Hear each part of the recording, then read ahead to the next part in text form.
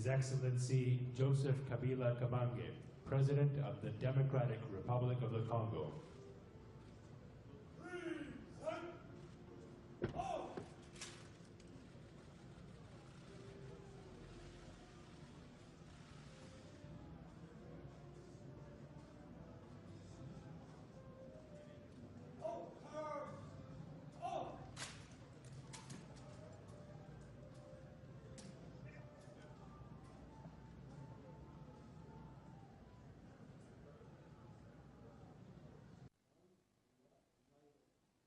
Bonjour,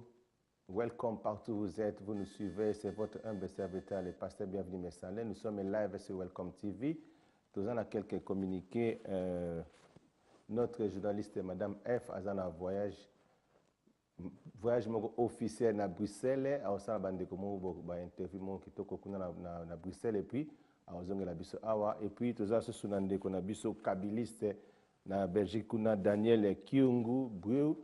Azo Kende Kisasa, na fin du mois, où il présenter officiellement QV présidentiel. Ezali 20 moko présidentiel, Oye moko Asali à partir de Bruxelles. A Kende ko présentant officiellement na Congo pour na ke batubaye bake mwana mboka Asali 20 moko o babi ke QV présidentiel 20 ezali il y a sans alcool pesali, il y a alcool pesali. Ils allaient made na yemoko. Donc, que non, c'est un kabiliste, mais il travaille à Sali Moussala, il y a yemoko ya bien. Alors, communiquer le monsieur c'est que next week, nous avons Coco Harris sur Pessaboul, nous avons invité au Yarumema sur le terrain. Alors, communiquer est très important sur des presses conjoints à l'occasion de la rencontre bilatérale Rwanda-RDC. C'est vendredi 12 août 2016, son Excellence Joseph Kabila Kabange, président de la République démocratique du Congo, a effectué une visite officielle au Rwanda où il a été reçu par son Excellence Paul Kagame, président de la République du Rwanda. Les deux chefs d'État qui se sont rencontrés dans la ville frontalière de Rubavu étaient accompagnés de délégations comprenant plusieurs ministres. La délégation congolaise était composée de leur Excellence Alexis Tambwe Mwamba, ministre de la Justice, Atama Tambe, ministre de la Défense, et Martin Kabwalulu, ministre des Mines. La partie rwandaise était composée de leur Excellence Louise Mushikiwabo, ministre des Affaires étrangères et des coopérations régionales, James Musoni, ministre des Infrastructures, et Germaine Kanayirense, secrétaire d'État à l'énergie au ministère des Infrastructures. Les deux parties ont échangé sur plusieurs sujets d'intérêt commun et ont convenu du renforcement de leur coopération bilatérale, notamment dans les domaines du commerce transfrontalier et de l'énergie, et plus particulièrement dans l'exploitation du gaz métal dans les lacs Kivu. Il a été convenu que l'équipe technique conjointe commencera ses travaux avant la fin du mois d'août 2016. S'agissant de la coopération dans le domaine de la sécurité, les deux parties se sont félicitées des projets réalisés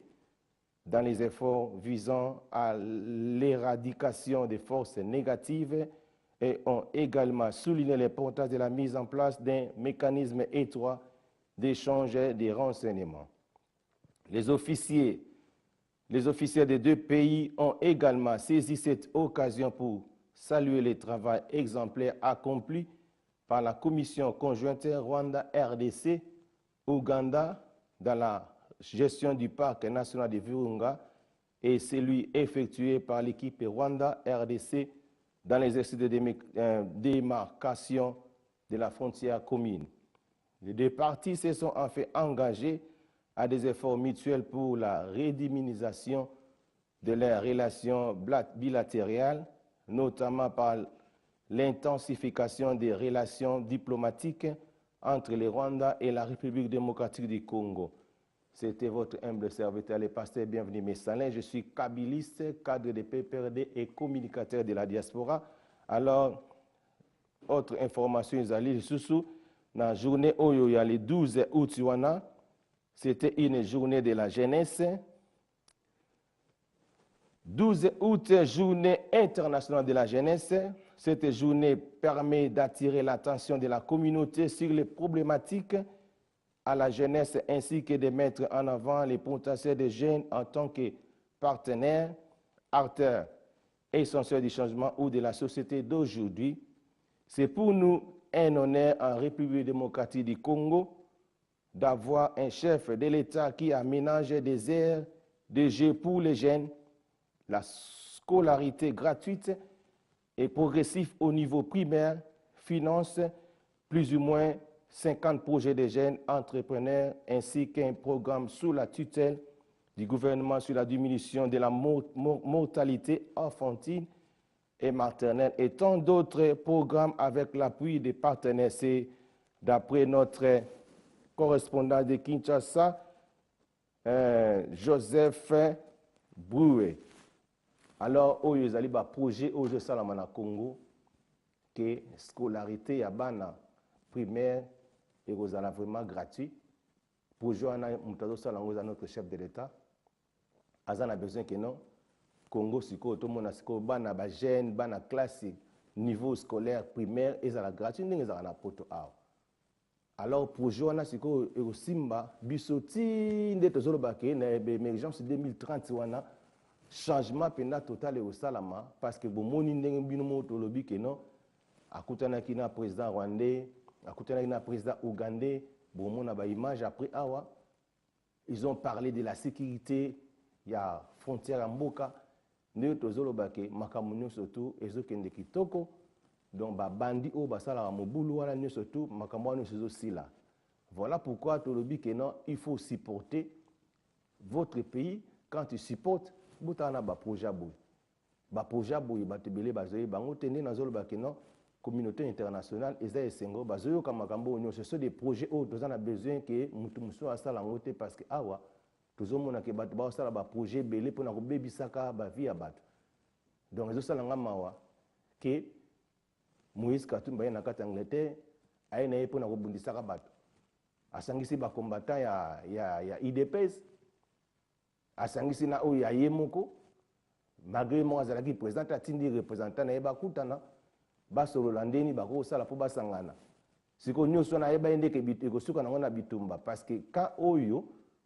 ya bato ya IDPS wana lokola bango bazalaki na masolo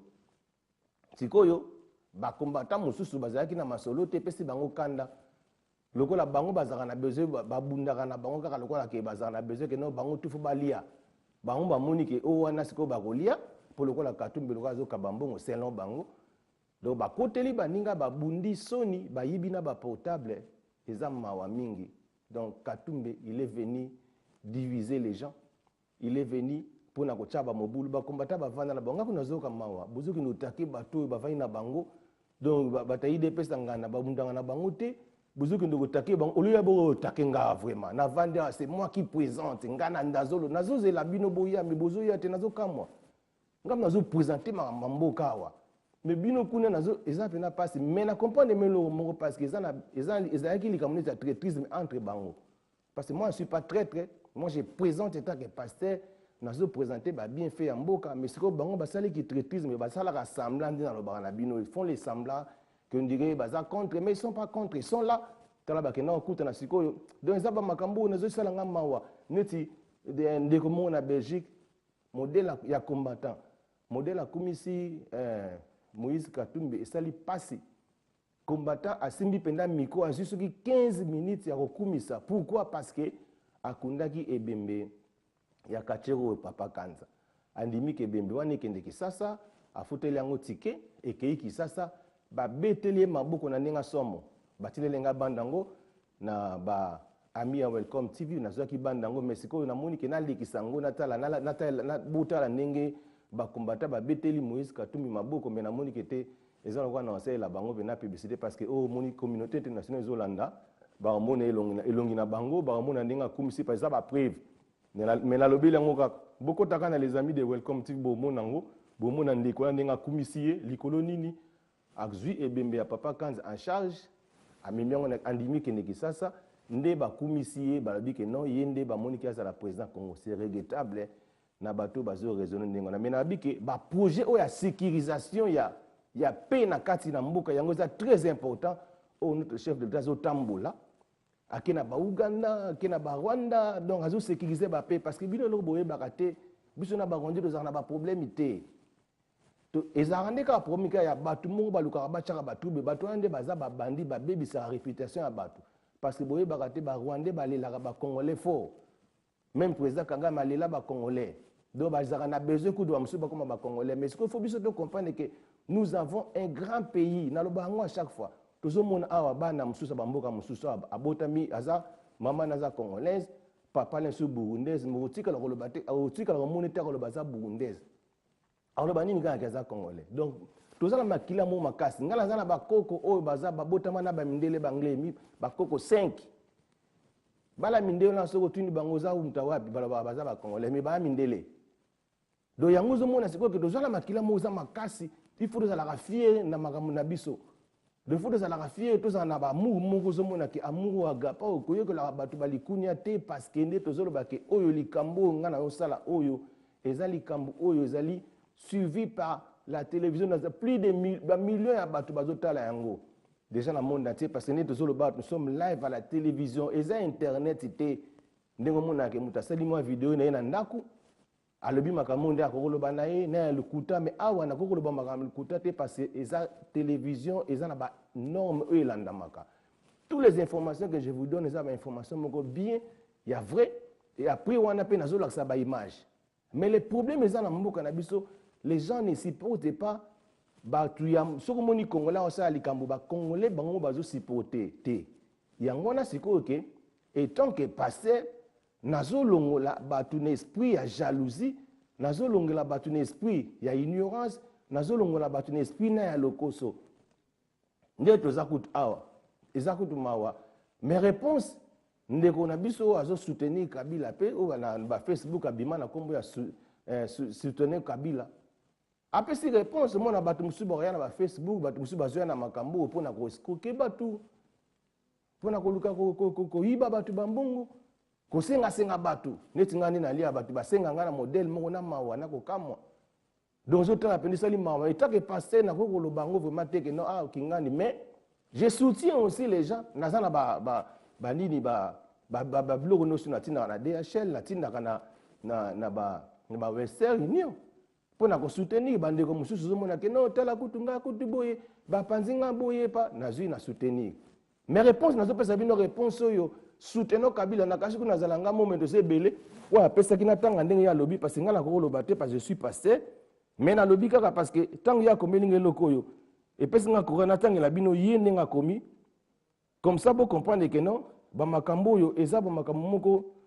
donc soki oza muto tinda mate et puis soko za mopona mité orotika ale tango tiki ale bato basala ba makambo ba sipela biomonie tolembisi ye tosali ye boye boyitala oyo soutenons Kabila ndenge akomaki akomeli ngelo moko awa sikoyo nazopesa réponse ya bandeko mosusu wana oyo musala na bango kodéranger batu musala na bango kobebisa ba projet batu mosusu basala soutenons Kabila alobi boye nazotangela bino pourquoi ye akomi yango natanga yango ma rapide parce que c'est lui qui c'est pas moi ngana zaka mutu na kotaka na mabondeli tana zomona makamama ki wana esala nga sosi o bazoza na charge na osunga bango nazobomba ba resino surtout eza ba preuve na ngana kotanga yango ate donc natangela bino soutenons Kabila qu'est-ce qu'il a écrit sur makambo ya zomona aza simple individu lokola ngana yo mais amoni ke leki abi passer na moni leki il faut na komama loko alobi boye alobi aux frères et sœurs de mauvaises intentions